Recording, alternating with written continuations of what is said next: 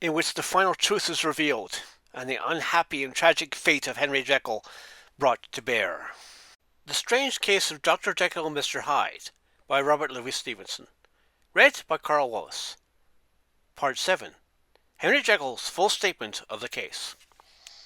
I was born to a large fortune, endowed besides with excellent parts, inclined by nature to industry, fond of the respect of the wise and good among my fellow men, and thus, as it might have been supposed, with every guarantee of an honourable and distinguished future.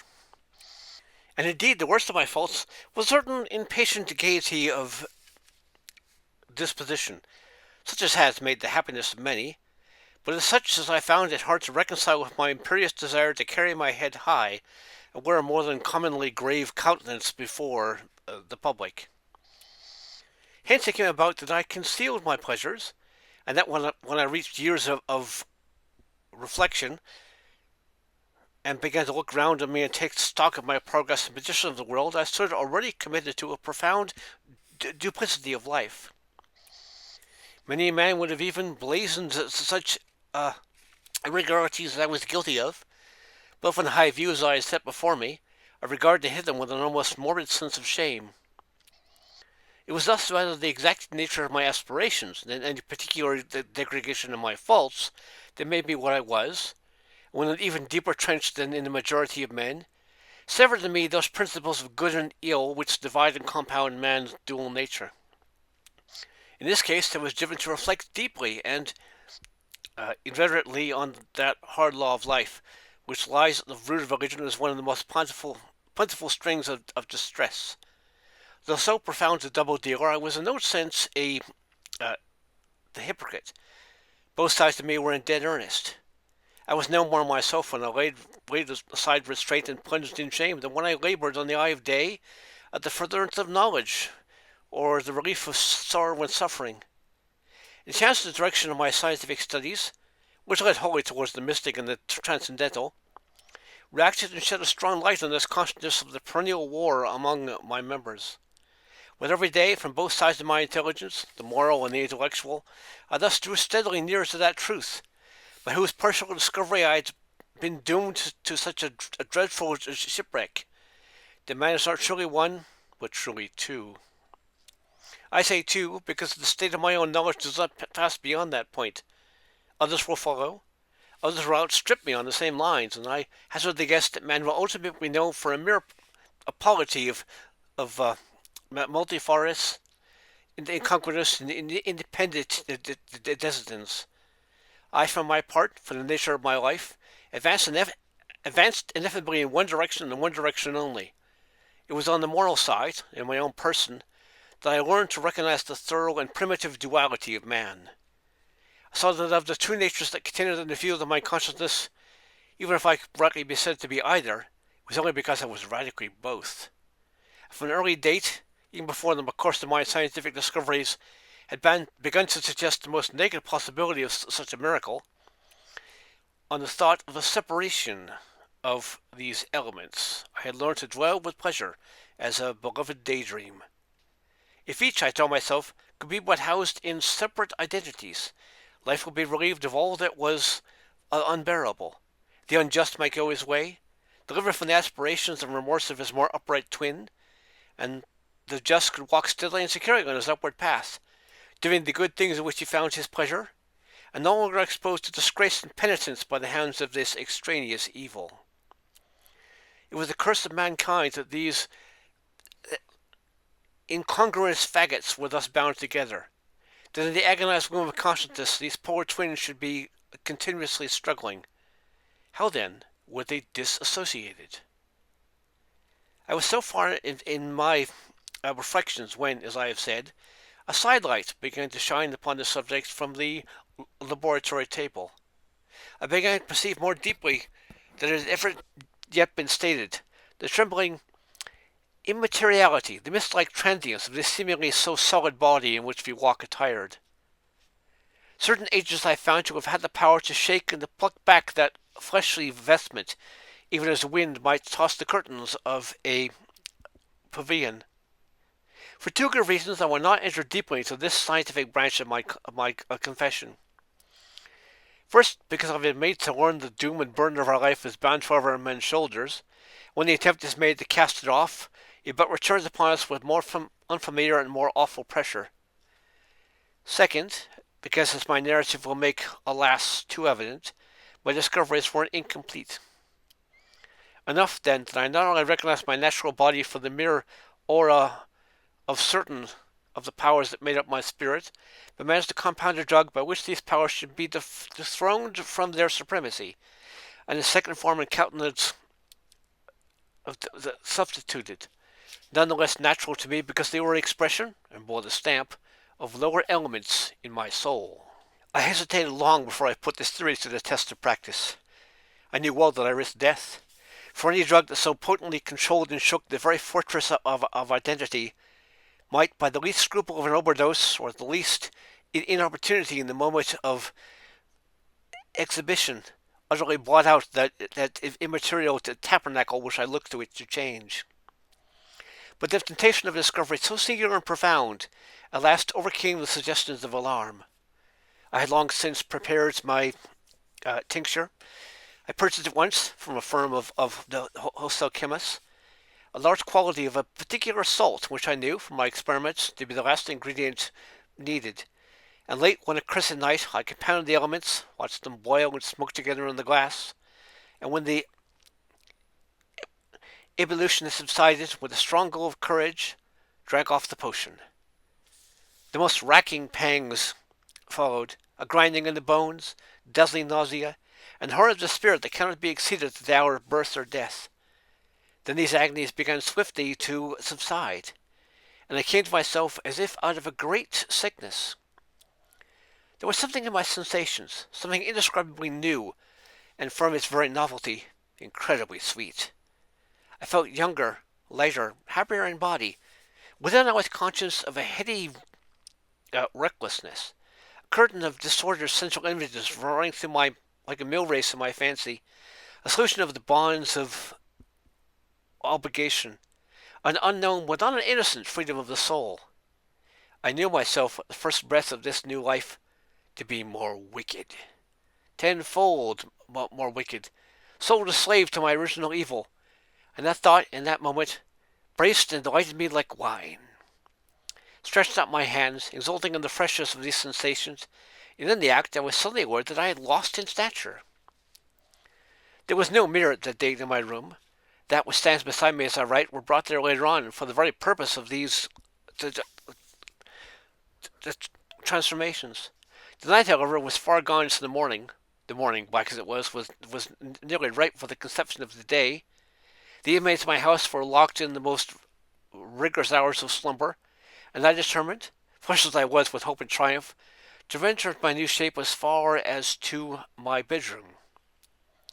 Across the yard, one of the constellations looked down upon me.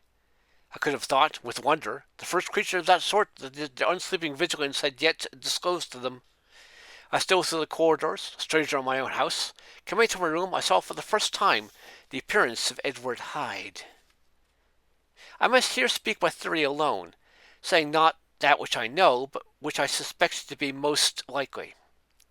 The evil side of my nature, so which I had now transferred to the stamping efficacy, was less robust and less developed than the good which I had just disposed. Indeed, in the course of my life, which had been, after all, 9/10 the life of effort, virtue, and control, it had been much less exercised and much less exhausted. And hence, I think, it came about that Edward Hyde was so much smaller, slighter, and younger than Henry Jekyll. Even as good shone upon the countenance of the one, evil was written broadly and plainly upon the face of the other. Evil, besides, which I must still believe to be the lethal side of man, left in that body an imprint of deformity and decay. And yet, when I looked upon that ugly idol in the glass, I was conscious of no disgust, rather of a leap of welcome. This, too, was myself. It seemed natural and human. In my eyes it bore a livelier image of the spirit. It seemed more expressing single than the imperfect and divided countenance I had hitherto been accustomed to call my own. Insofar as I was doubtlessly right.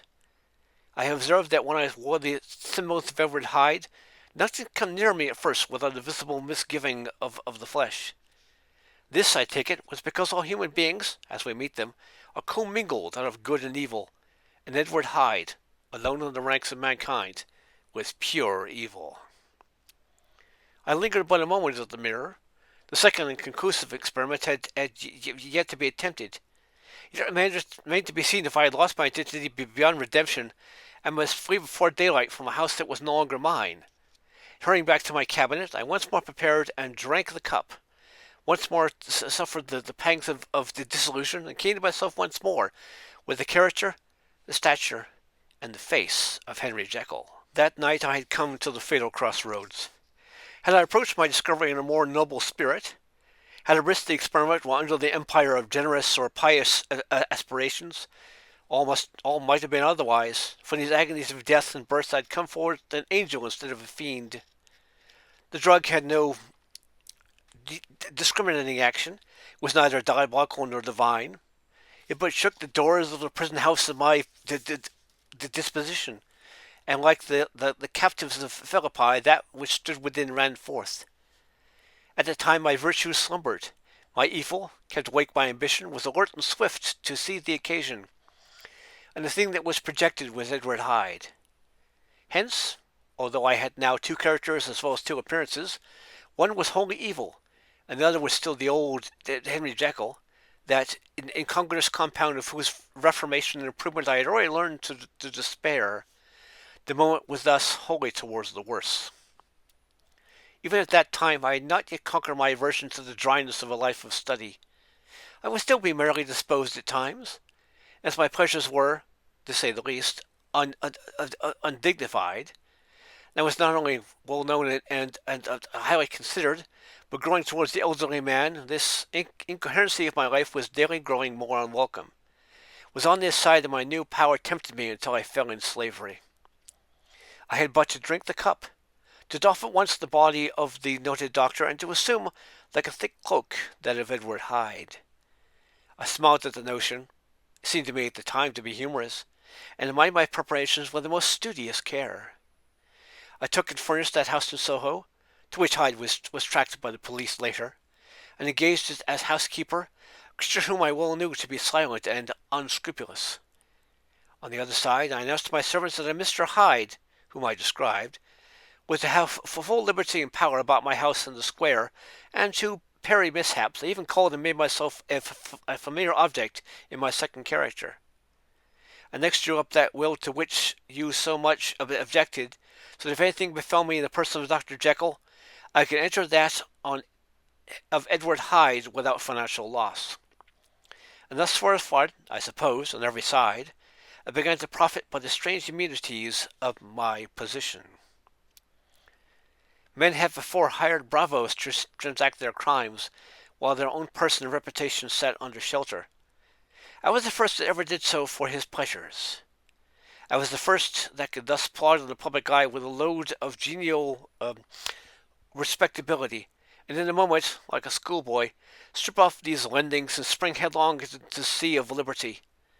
But for me, in my impenetrable mantle, the safety was complete. Think of it. I did not even exist. Let me but escape into my laboratory door, give me a second or two to mix and swallow the draught that I had always standing ready, and whatever he had done, Edward Hyde would pass away like the stain of breath upon a mirror.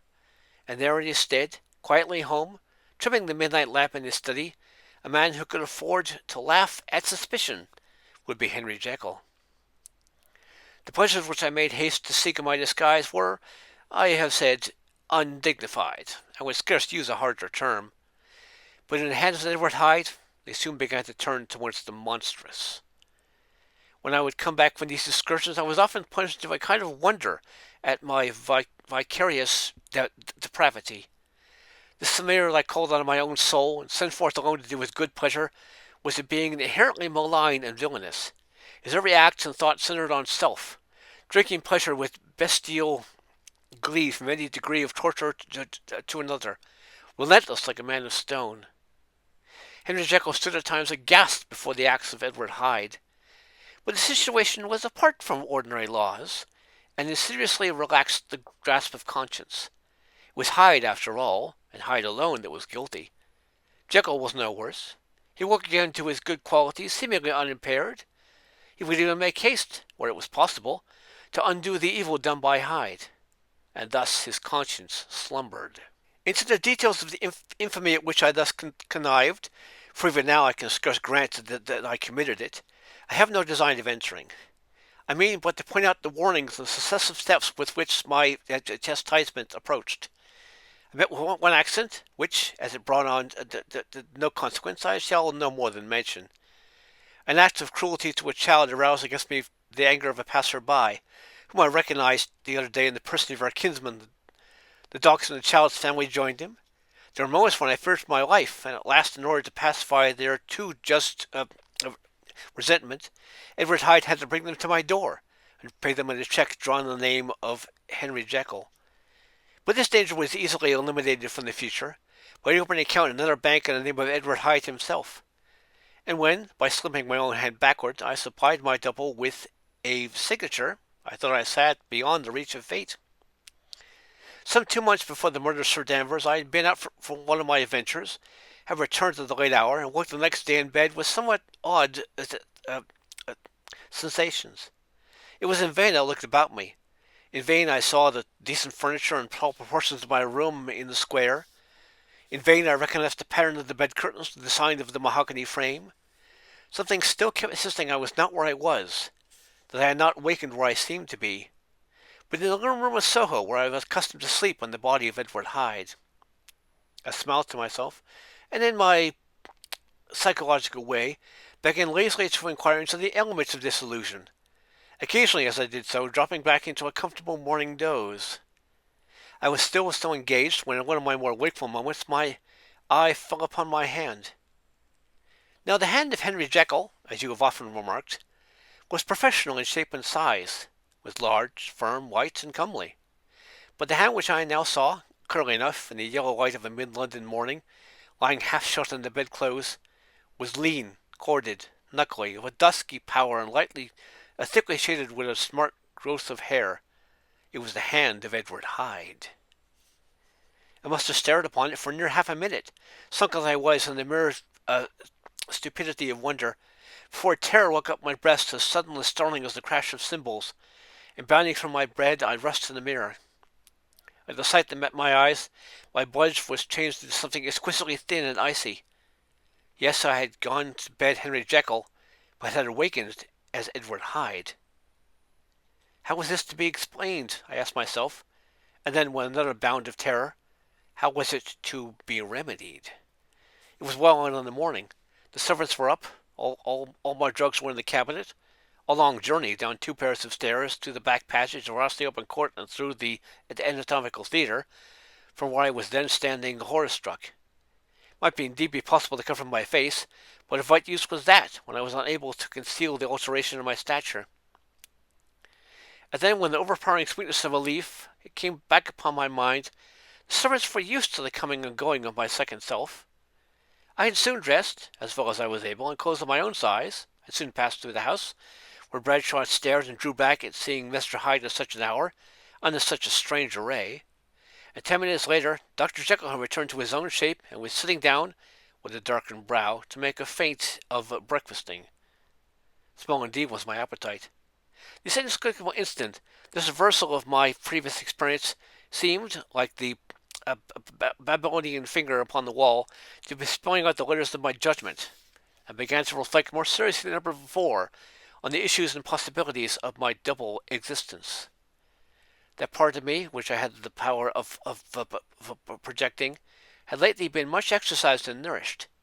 It seemed to me of late as though the body of Edward Hyde had grown in stature, as though, when I wore that form, I were conscious of a more generous tide of blood, and began to spy danger that, if this were much prolonged, the balance of my nature might be permanently overthrown, the power of voluntary change be forfeited, and the character of Edward Hyde become irrevocably mine. The power of the drug had not always been equally displayed. Once, very early in my career, it had totally failed me.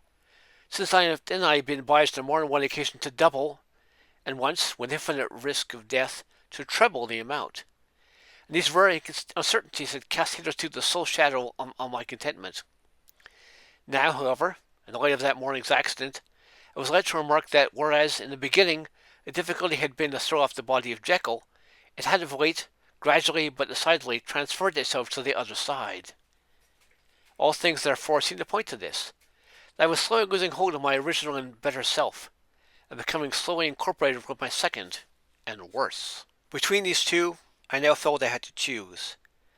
My two natures had memory in common, but all other faculties were most unequally shared between them.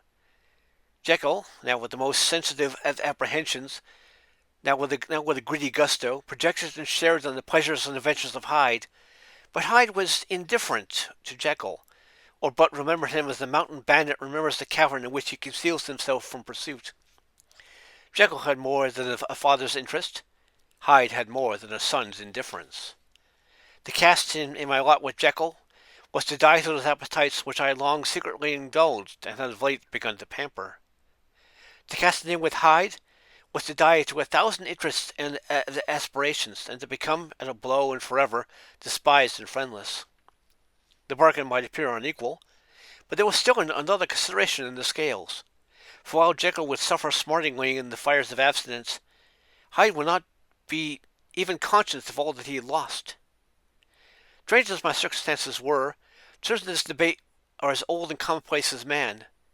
Much the same inducements and alarms cast to die for any tempted and trembling sinner, and it fell out with me, as it falls with so vast a majority of my fellows, that I chose the better part, and was found wanting in the strength to keep to it. Yes, I preferred the elderly and discontented doctor, surrounded by friends and cherishing honest hopes, and bade a resolute farewell to the liberty, the comparative youth, the light step, leaping pulses and secret pleasures that I enjoyed under the skies of Hyde. I made this choice perhaps with some unconscious reservation, for I neither gave up the house in Soho, nor destroyed the clothes of Edward Hyde, which still lay ready in my cabinet. For 2 months, however, I was true to my determination. For 2 months I led a life of such severity as I had never before attained to, and enjoyed the compensations of an approving conscience. But time at last began to obliterate the freshness of my alarm. The praises of conscience began to grow into a thing of course. I began to be tortured with throes and longings, as of Hyde struggling after freedom, and at last, in an hour of moral weakness, I once again compounded and swallowed the transforming draught. I did not suppose that, when a drunkard reasons with himself upon his vice, he is once out of 500 times affected by the dangers he runs to his brutish physical insensibility. Neither had I, long as I considered my position, made enough allowance for the complete moral insensibility and infinite readiness to evil, which were the leading characters of Edward Hyde. Yet it was by these that I was punished. My devil had been long caged. It came out roaring. I was conscious, even when I took the draught, of a more unbridled, a more furious propensity to ill. It might have been this, I suppose, that stirred in my soul that tempest of impatience which was I listened to the civilities of my unhappy victim. I declare at least, before God, no man morally sane could have been guilty of that crime upon so pitiful a provocation, and that I struck in no more reasonable spirit than that in which a sick child may break a plaything. But I voluntarily stripped myself of all those balancing instincts by which even the worst of us continues to walk with some degree of steadiness amongst temptations. In my case, to be tempted, however slightly, was to fall. Instantly the spirit of hell awoke in me and raged. With a transport of glee I mauled the unresisting body, tasting delight from every blow. It was not till weariness had begun to succeed that I was suddenly, in the top fit of my delirium, struck through the heart by a cold chill of terror. A mist dispersed. I saw my life to be forfeit, and fled from the scenes of these excesses, at once glorying and trembling. My lust of evil gratified and stimulated, my love of life screwed to the topmost peg. I ran to the house in Soho, and to make assurance doubly sure, destroyed my papers. Thence I set out to the lamplight streets, in the same divided ecstasy of mind gloating upon my crime. lightheadedly devising others in the future, and yet still hastening and still hearkening in my wake for the steps of the avenger. Hyde had a song upon his lips as he compounded the draught, and as he drank it, pledged the dead man. The pangs of transformation had not yet done tearing him before Henry Jekyll, with streaming tears of gratitude and remorse, had fallen upon his knees and lifted his clasped hands to God. The veil of self-indulgence was rent from head to foot. I saw my life as a whole. I followed up from the days of childhood, when I welcomed my father's hand, and through the self-denying toils of my professional life, to arrive again and again with the same sense of unreality as the damned horrors of the evening. I could have screamed aloud. I sought with tears and prayers to smother down the crowd of hideous images and sounds which my memory swarmed against me. And still, between the positions, the ugly face of my iniquity stared into my soul. As the acuteness of this remorse began to die away, it was succeeded by a sense of joy. The problem of my conduct was solved. Hyde was thenceforth impossible, whether I would or not. It was now confined to the better part of my existence. Oh, how I rejoiced to think it, with what willing humility. I embraced again the restrictions of natural life. With what sincere renunciation I locked the door of which I had so often come and gone, and ground the key under my heel. The next day came the news the murder had been overlooked, that the guilt of Hyde was patent to the world, and that the victim was a man high in public estimation. It was not only a crime, but it had been a tragic folly. I think I was glad to know it. I think I was glad to have my better impulses thus buttressed and guarded by the terrors of the scaffold. Jekyll was now my city of refuge. Let but Hyde peep an instant, and the hands of all men would be raised to take and slay him. I resolved in my future conduct to redeem the past. As I can say with honesty, my resolve was fruitful of some good. You know yourself how earnestly in the last months of last year I labored to relieve suffering. You know that much was done for others, and the days passed quietly, almost happily for myself. Nor can I surely say that I wearied of this beneficent and innocent life. I think instead that I daily enjoyed it more completely. But I was still cursed with my duality of purpose. As the first edge of my penitence wore off, the lower side of me, so long indulged, so recently chained down, began to growl for license. Not that I dreamed of resuscitating Hyde. The very idea of that would startle me to frenzy. No, it was in my own person that was once more tempted to trifle with my conscience. And it was, as an ordinary secret sinner, that I at last fell before the assaults of temptation. There comes an end to all things. The most capacious matter is filled at last, and this brief condescension to my evil finally destroyed the balance of my soul. And yet I was not alarmed. The fall seemed natural, like return to the old days before I had made my discovery. It was a fine, clear January day. One underfoot where the frost had melted, but cloudless overhead, and the Regent's Park was full of winter chirpings and sweet with spring odors. I sat in the sun on a bench, the animal within me licking the chops of memory, the spiritual side a little drowsed, promising subsequent penitence, but not yet moved to begin. After all, I reflected I was like with my neighbors, and I smiled, comparing myself with other men, portraying my active goodwill with the lazy cruelty of their neglect. At the very moment of that vainglorious thought, a qualm came over me, a horrid nausea and the most deadly shuddering. These passed away and left me faint. And then, as in its turn the faintness subsided, I began to be aware of the change in the temper of my thoughts, a greater boldness, a contempt of danger, a dissolution of the bonds of obligation. I looked down. My clothes hung formlessly on my shrunken limbs. The hand that lay on my knee was coarse and hairy. I was once more Edward Hyde. A moment before I had been safe of all man's respect, wealthy, beloved, the cloth laying before me in the dining room at home, and now I was the common quarry of mankind, hunted, houseless, a known murderer, thrall to the gallows. My reason wavered, but did not fail me utterly. I more than once observed that, in my second character, my faculties seemed sharpened to a point, and my spirits more tensely elastic. This came about that, where Jekyll perhaps might have succumbed, Hyde rose to the importance of the moment. My drugs were in one of the presses of my cabinet. How was I to reach them? That was the problem. That crushing my temple in my hands, I set myself to solve. The laboratory door I had closed. If I sought to enter by the house, my own servants would consign me to the gallows. I saw I must employ another hand to of Lanyon. How was he to be reached? How persuaded? Supposing I escaped capture in the streets, how was I to make my way to his presence? And how should I, an unknown and displeasing visitor, prevail upon the famous physician to rifle the study of his colleague Dr. Jekyll? Then I remembered that of my original character. One part remained to me. I could write in my own hand. And once I conceived that kindling spark, the way I must follow became lightened up from end to end.